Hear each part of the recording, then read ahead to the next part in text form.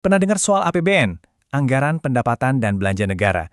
Kedengarannya mungkin agak rumit ya, tapi sebetulnya ini tuh bukan cuma soal angka-angka di atas kertas loh. APBN itu bisa dibilang cerminan paling jujur dari prioritas sebuah bangsa. Dokumen ini nunjukin dengan jelas kemana uang negara, yang notabene uang kita semua, sebenarnya dialokasikan. Jadi, apa sih yang bisa kita pelajari dari APBN Indonesia? Yuk kita bedah sama-sama. Nah, pertanyaan ini nih yang jadi inti dari pembahasan kita kali ini. Dengan coba ngintip ke dalam proses dan hasil dari politik anggaran, kita akan coba jawab, apa sih sebenarnya yang jadi prioritas utama negara kita saat ini? Oke, kita mulai dari yang paling seru dulu. Ada satu kontradiksi yang, menarik banget dan lagi jadi sorotan. Ada semacam jurang yang dalam nih antara kebijakan yang diumumkan ke publik dengan rencana belanja yang sebenarnya ada di lapangan. Jadi gini, di satu sisi, pemerintah lewat instruksi presiden menyuruhkan penghematan, minta semua kementerian buat mangkas anggaran. Tapi, di sisi lain, ada temuan dari teman-teman di ICW, Indonesia Corruption Watch. Mereka justru nemuin adanya rencana belanja yang luar biasa besar, khususnya di sektor pertahanan dan keamanan. Kontras banget kan? Dan kita nggak ngomongin angka kecil di sini. Coba lihat, 49,6 triliun. Itu total pagu anggaran buat perencanaan pengadaan yang ditemuin ICW. Dan tahu nggak, angka segitu tuh baru dari 3 institusi aja.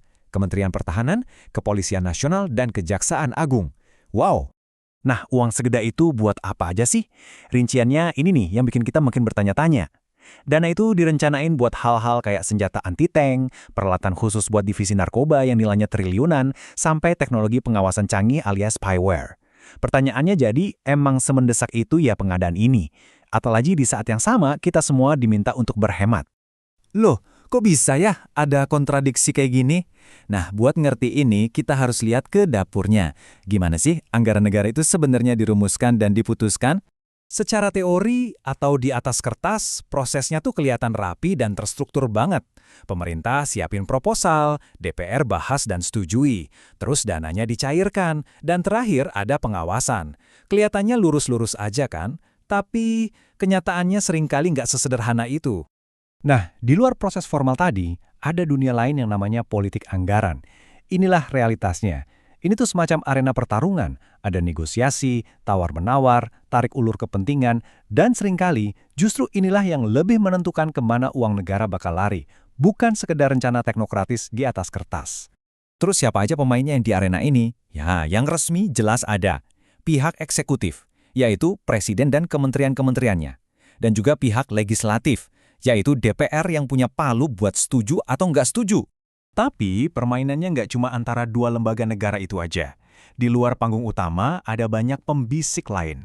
Ada kelompok kepentingan, ada partai politik yang punya agenda sendiri, bahkan ada lobby-lobby profesional. Mereka lah yang bikin proses ini jadi super rumit dan seringkali penuh dengan negosiasi di balik pintu tertutup. Oke, dinamika yang rumit hari ini tuh nggak muncul tiba-tiba. Ini tuh kayak pohon yang akarnya udah menjalar jauh ke belakang, ke sejarah panjang pengelolaan keuangan negara kita. Yuk kita mundur sedikit buat lihat gimana masa lalu itu ngebentuk kondisi kita sekarang. Perjalanan anggaran kita tuh panjang dan berliku. Dimulai dari warisan hukum zaman kolonial Belanda, terus masuk era Bung Karno yang anggarannya defisit besar-besaran buat biayain berbagai ambisi politik. Lanjut ke zaman Orde Baru, muncul kebijakan anggaran berimbang. Nah ini unik, karena para kritikus bilang ini cuma cara buat menyembunyikan utang luar negeri dengan menyebutnya sebagai penerimaan pembangunan. Praktik ini akhirnya baru berhenti setelah reformasi yang membawa angin segar transparansi dan standar internasional.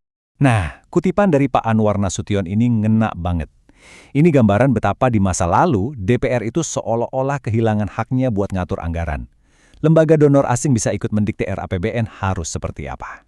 Ini bukti kalau kedaulatan anggaran itu adalah sesuatu yang nggak datang gitu aja, tapi harus terus diperjuangkan. Oke, jadi ada eksekutif dan legislatif yang saling tarik-menarik kepentingan. Tapi, di tengah-tengah pertarungan itu, ada satu pemain lagi yang perannya krusial banget. Dia semacam wasit. Siapa dia? Cabang yudikatif, khususnya Mahkamah Konstitusi. Betul, Mahkamah Konstitusi atau MK ini tugasnya kayak wasit dalam pertandingan. Dia harus mastiin semua pemain, baik pemerintah maupun DPR, main sesuai aturan paling dasar, yaitu Undang-Undang Dasar kita, jangan sampai ada yang offside. Dan lewat berbagai putusannya, MK ini benar-benar ngerubah cara mainnya loh. Mereka memperjelas, hey, ini wewenang presiden dan ini wewenang DPR. Mereka juga yang mengunci kewajiban negara, misalnya soal anggaran pendidikan minimal 20% itu. Intinya, MK ini memperkuat prinsip checks and balance biar nggak ada satu lembaga pun yang jadi terlalu berkuasa dalam urusan duit negara. Oke, dari tadi kita ngomongin politik tingkat tinggi, DPR, Presiden, MK. Mungkin kedengarannya jauh dan abstrak ya. Tapi jangan salah, ujung-ujungnya, taruhannya itu sangat nyata dan dampaknya langsung ke kehidupan kita sehari-hari. Nah, ini dia intinya. Kalau politik anggarannya nggak efisien, apa dampaknya buat kita? Pertama, utang negara bisa makin numpuk. Kedua, harga-harga bisa jadi nggak stabil, daya beli kita turun. Ketiga, kesenjangan sosial makin lebar. Dan yang paling bahaya, dana yang harusnya buat sektor penting kayak kesehatan dan pendidikan bisa jadi nyasar ke pos-pos lain yang mungkin nggak sepenting itu. Gampangnya gini, politik anggaran yang amburadul itu sama dengan pembangunan yang macet. Artinya apa? Program buat ngurangin kemiskinan jadi nggak nendang, dan akses kita semua ke layanan dasar kayak sekolah yang bagus atau puskesmas yang layak jadi nggak merata. Ada yang dapat, ada yang nggak.